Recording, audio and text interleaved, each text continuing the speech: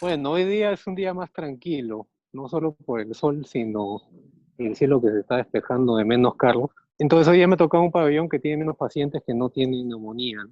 Pero el pabellón que está atrás mío ahorita es el 3 primera, y 3 segunda, donde están los pacientes que tienen ahorita neumonía, pero con una primera prueba rápida negativa. Y allí estuve ayer, que fue un dolor de cabeza, porque solo hay un médico asistente y un residente, ¿no? Para no exponer tantas personas a estos pacientes.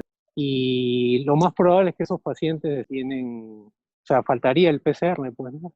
Que falta el resultado y lo más probable es que tengan PCR positivo. Igual ahí entramos con otra indumentaria. Hoy día es más tranquilo, por eso, por suerte, podemos hacer la conexión hoy día, ¿no?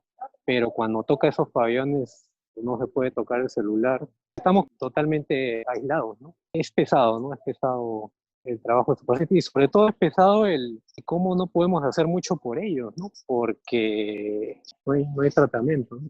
Y lo peor que todo, que ya creo que lo han podido ver algo, ¿no? En algunos reportajes, en los noticieros, que eso que será el 5% de todo lo que hay, es que solamente hay 5 camas de UCI y muchos pacientes saturan 60-80% con máscara de reservorio y no se puede hacer nada. Si se les intuba, tendrías que ponerle un ventilador porque esos pacientes están totalmente conscientes. Eso es otra, ¿cómo decirlo? ¿No? Otro mundo ideal, ¿no? Hay un hospital muy bonito que es Hospital de ATE que debía recibir a estos pacientes, pero ese paciente ha estado 2 días y medio saturando 80% y como acá ya las camas de UCI están ocupadas, la transferencia se logró después de 2 días y medio, ¿no? Pero al final el paciente no aguantó, pues, ¿no? Y falleció en la madrugada. Entonces este es el pabellón 3 segundas, donde estuve ayer, y donde están los pacientes con neumonía, con prueba rápida negativa en espera de resultados. Son pacientes que no tendrían neumonía habitual en bacteriana, ¿no? O por influenza, como en otros casos. Neumonía bilateral en pacientes que no tienen ninguna comorbilidad y que definitivamente pues, es muy probable que tengan neumonía COVID. Y en el pabellón 1 y 2, que ya no me voy a poder acercar mucho allí, ahí sí están los confirmados, ¿no? Sea prueba rápida o sea PCR positivo. Pues ahí tenemos turno. La semana pasada tuve un turno allí en 2 segundas y ahí sí estuve solo, ¿no? El problema es que también solamente hay una enfermera y un técnico para tratar 12 pacientes que son, a pesar de que no estén en necesidad de ventilación por ese momento, tienen oxigenoterapia, muchos con máscara Venturi para arriba, ¿no? Dos están con máscara reservorio, un taquineico. Anteayer falleció un paciente también allí, ¿no? Creo que eso ni siquiera se informa, o sea, no se conoce, pues, ¿no? Solamente lo que pudo escuchar de un audio de un colega de la UCI de acá, ¿no? Que yo le entiendo, ¿no? Que es la desesperación, ¿no? De no poder hacer más por estos pacientes. Yo no le he vivido, ¿no? No vi fallecer a ese paciente que falleció en la madrugada, pues sí lo vi totalmente taquipneico, con frecuencia respiratoria mayor de 40 veces, a pesar de oxígeno, y aún así saturado 80%. Y no puedes intubarlo porque con ese estado tenemos que sedarlo, ¿no? Y para hacerlo tenemos que conectar un ventilador, ¿no? Y si no se conecta un ventilador, está en paro respiratorio. Entonces, por eso es que no se puede intubar a esos pacientes, porque alguien puede decir, ¿no? Oye, está sobre un 80%, intúbalo.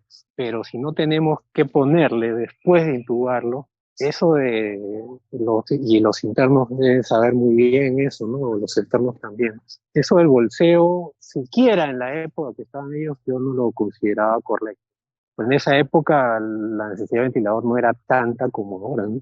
Es difícil, ¿no? Es difícil, algo que no estábamos acostumbrados. Y aún así tengamos todo el conocimiento, tengamos todas las ganas, tengamos todas las intenciones de poder mejorar a estos pacientes, tratarlos. Queda también poco personal. La mitad de los médicos, hablo de medicina, no puedo hablar de otros pabellones, de otras especialidades o departamentos. Era mayor de 60 años y con justa razón están en aislamiento, ¿no? Por ser población de riesgo, ¿no? Entonces nos hemos quedado entre 23, 24 médicos para cubrir todo el mes. Y son ya ahora 2, 4, 6 pabellones que entre partidos, ¿no? Como es el Loaiza, que ya tienen pacientes COVID, ¿no? Entonces, dividirnos todos los turnos es pesado, ¿no? Pero ahí estamos, pues, estamos Claro, para aprender también de esto y también para recordar, ¿no? Porque buena parte del trabajo previo a esta pandemia teníamos colaboración obviamente de un equipo, ¿no? Que era externo, interno, muchas veces alumnos también que venían a rotar, que tenían buenas intenciones al pabellón en sus vacaciones o cuando tenían tiempo libre, aparte de R1 y la mitad del tiempo, no, la mitad del año había un R3.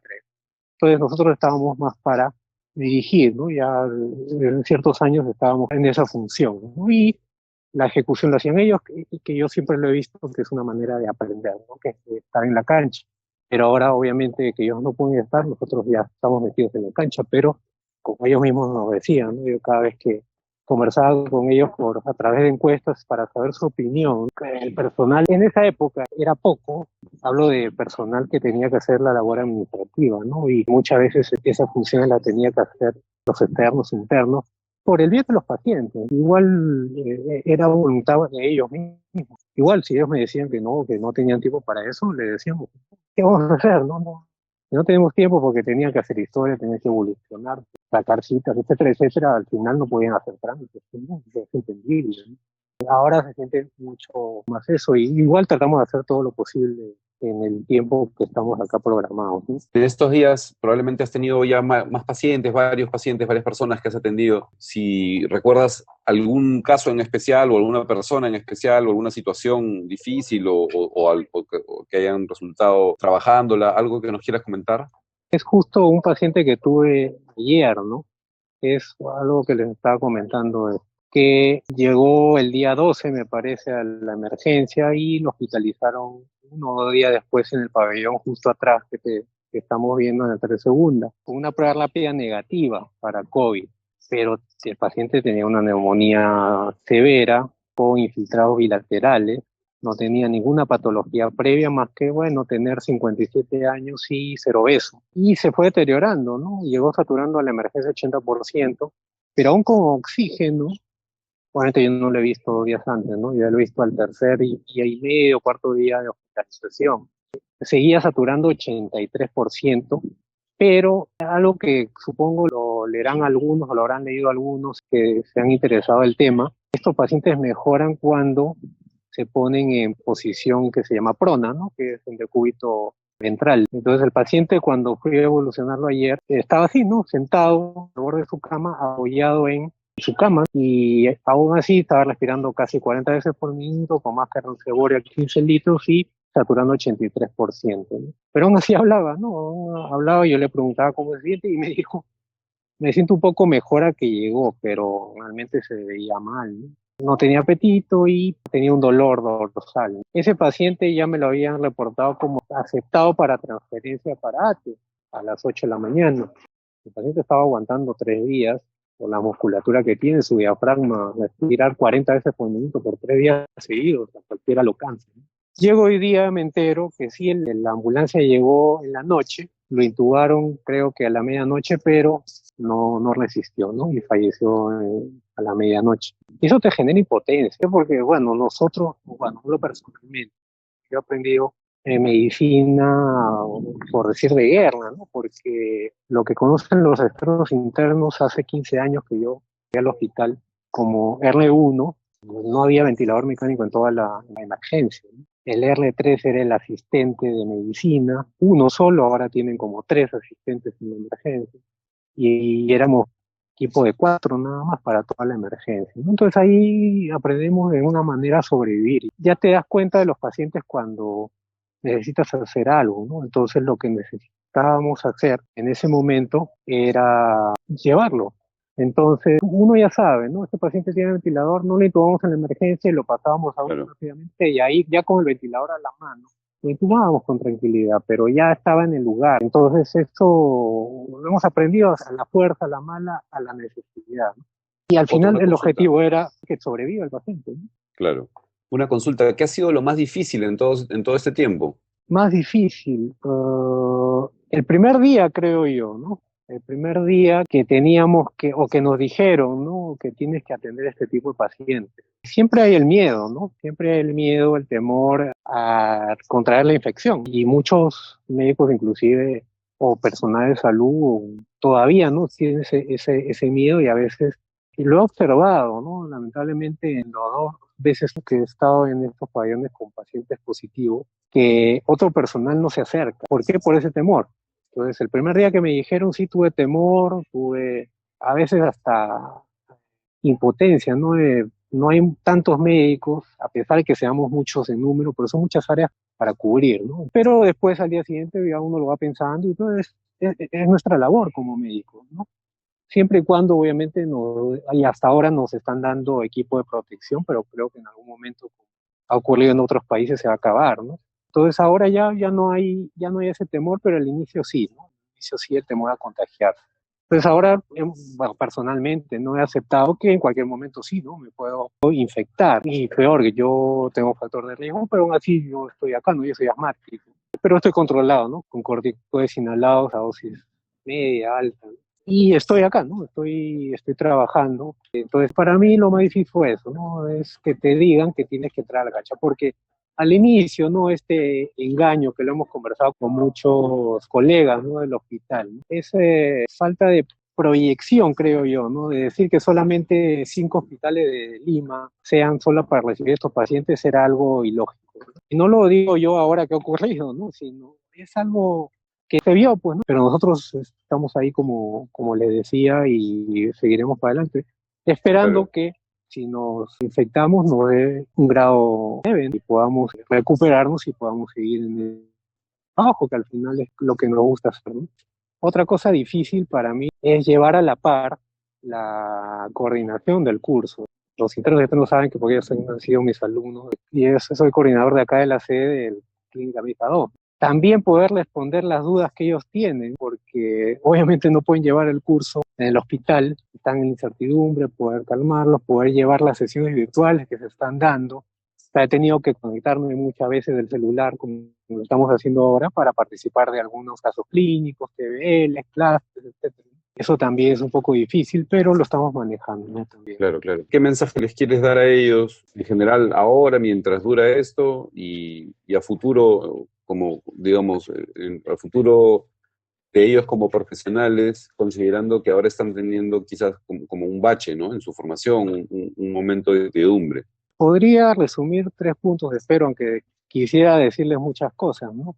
Uno es que muy probablemente tengan que aceptar que ellos no pueden ser expuestos a esta infección en el hospital, ¿no? Y yo veo que esto va a durar por lo menos 6 meses y no hasta el próximo año, ¿no? Hablo de pacientes, porque ya se viene el invierno, ¿no? Entonces veo difícil que ellos se reintegren al hospital, lo cual es la base de justo esas rotaciones, ¿no? Externado e internado. Entonces lo que les recomendaría es que aprovechen todas esas sesiones virtuales que puedan tener, que lean y que se actualicen en conocimiento no solamente de esta infección, sino de las infecciones crónicas que van a haber después de que se pueda reabrir el hospital para los pacientes también, ¿no? Porque los pacientes tampoco pueden entrar, ¿no? Los pacientes que tienen otras enfermedades, ¿no? ¿Por qué? Porque cuando se reentreguen vamos a ver ese tipo de pacientes, ¿no? Entonces tienen que estar preparados con ese conocimiento ya.